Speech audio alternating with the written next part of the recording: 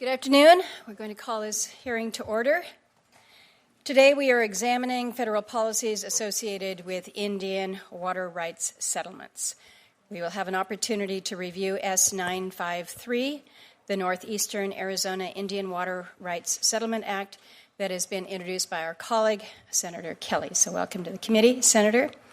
For more than a century, disputes over water rights have endured in the American West. In regions where water is precious, questions about who is entitled to use it and in what quantity have shaped communities, economies, and landscapes. Tribal water rights are central to that story. Beginning with the Supreme Court's landmark decision in Winters versus the United States, federal law has recognized that when the United States established Indian reservations, it implicitly reserved sufficient water to fulfill the purposes of those reservations. These reserved rights are not simply policy choices. They arise from treaties, federal actions, and the trust responsibility to tribal nations. Congress shares in the obligation to ensure those commitments are honored.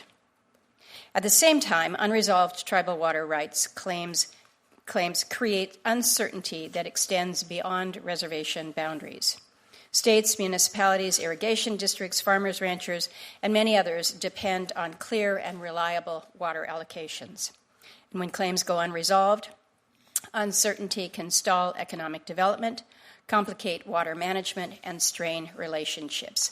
And that's why negotiated settlements have long been recognized as the preferred path forward.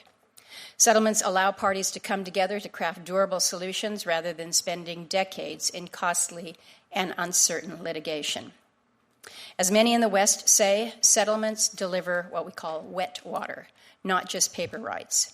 They provide tribes with the infrastructure and resources needed to actually access and use their water, while also providing certainty and stability for non-tribal users who depend on the same systems. I appreciate that this administration has reaffirmed what many of us have long believed. Whenever possible, negotiated settlements are preferable to litigation. But we must also acknowledge a growing challenge. The federal costs associated with Indian water rights settlements have increased dramatically in recent years. During development of the bipartisan infrastructure law, we focused on the delays that have plagued already authorized settlements, and we created the Indian Water Rights Settlement Completion Fund and provided $2.5 billion to help complete settlements that had been approved but lacked funding to move forward. 17 settlements received support from that fund, finally finishing work that had been pending for years or even decades. The bill that we are considering today, the Northeastern Arizona Indian Water Rights Settlement Act, is a reminder that that job is not done. It seeks to resolve decades of litigation that has left the Navajo Nation, the Hopi Tribe, and the San Juan Southern Paiute Tribe tied up in disputes over the waters of the Colorado River. For those tribes, this settlement is enormously important. The lack of access to clean water in Native communities should shock us as Americans, particularly the effect on health. We remember the disproportionate impact of COVID-19 across Indian country, where inadequate water and sanitation contributed to unconscionably high death rates of Native people. Reliable access to clean water is foundational for public health and every aspect of life, including long-term economic opportunity. This bill will also provide certainty for all water users in Arizona who depend on the Colorado River system. But its estimated federal cost, approximately $5 billion, is also double what we allocated under the infrastructure law. This is not the only water settlement proposal before Congress either. There are at least 7 others under discussion, with more likely to follow. So the question before us is clear. How do we continue to meet our solemn trust and treaty responsibilities while maintaining fiscal responsibility and balancing the many, many priorities that are facing Indian country? And that's the conversation that we must have as we consider this legislation and think more broadly about the future of Indian water rights settlements in the years ahead. And with that, I turn to our Vice Chairman, Senator Schatz. Thank you, Chair Murkowski, for convening today's hearing to discuss S-953 and to hear the administration's view on Indian water rights settlements. It is unacceptable that tribal communities in the 21st century still lack access to clean running water on their own lands, even though delivering water to tribal communities is a critical part of the trust responsibility.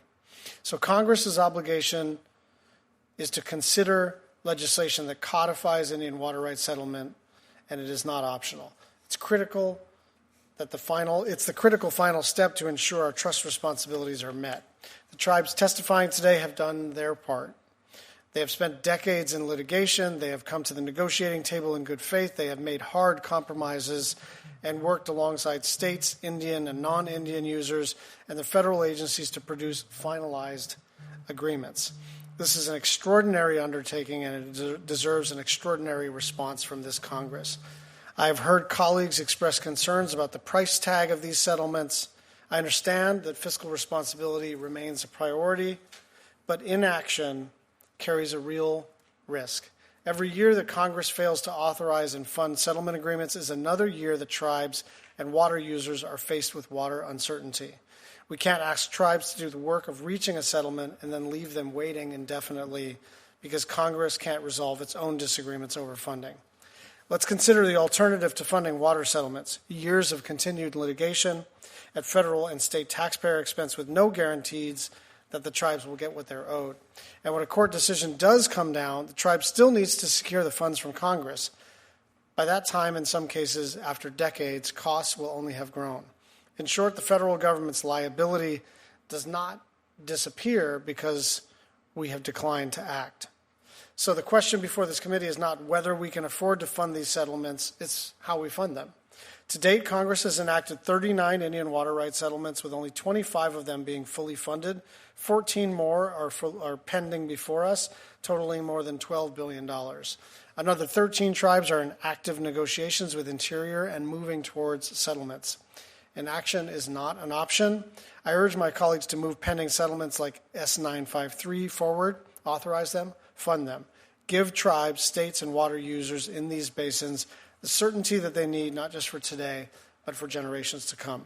The tribes have held up their end of the bargain. It is long past time for Congress to hold up ours. I want to thank the chairman for convening this hearing and our witnesses for being here today. Thank you, Vice Chair Schatz. I think we both recognize the obligation. It's how we get there, and that's why we're having these discussions here today. With that, as I mentioned, we have Senator Kelly here to make some remarks on his bill, but also to introduce the witnesses that we will have with us from Arizona. So, Senator Kelly, the floor is yours.